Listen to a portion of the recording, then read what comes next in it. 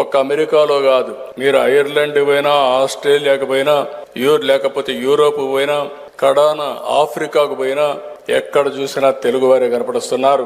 ఎట్టయితే హైదరాబాద్ లో ఒకప్పుడు Jubilee hills కు వస్తే రిచెస్ట్ పీపుల్ ఉంటారో, పాష్ లొకాలిటీ కనపడుస్తుందో, ఏ దేశానికి పోయి గుడ్డిగా మీరు అక్కడికి వెళ్ళి పాష్ లొకాలిటీ ఏదని అడిగితే అక్కడ పోయి తెలుగు మాట్లాడితే మీకు తెలుగులో మాట్లాడే వ్యక్తులు దొరుకుతారు.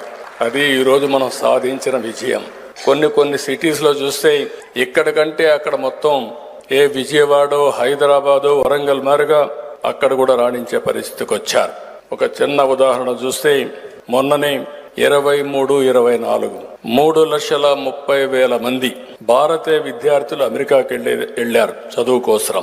వారిలో 56% తెలుగు వాళ్ళు. అంటే 3,30,000 మందిలో 1,85,000 మంది తెలుగువారు అమెరికాకు చదువు కోసం పోయారంటే దాన్ని బట్టి అర్థమవుతుంది నాలెడ్జ్ ఎకానమీ భవిష్యత్తులో కాదు ఎప్పటికి కూడా తెలుగు వారి సొంతం, దాంట్లో అనుమానం లేదని చెప్పి కూడా నేను మీకు తెలియజేస్తున్నా.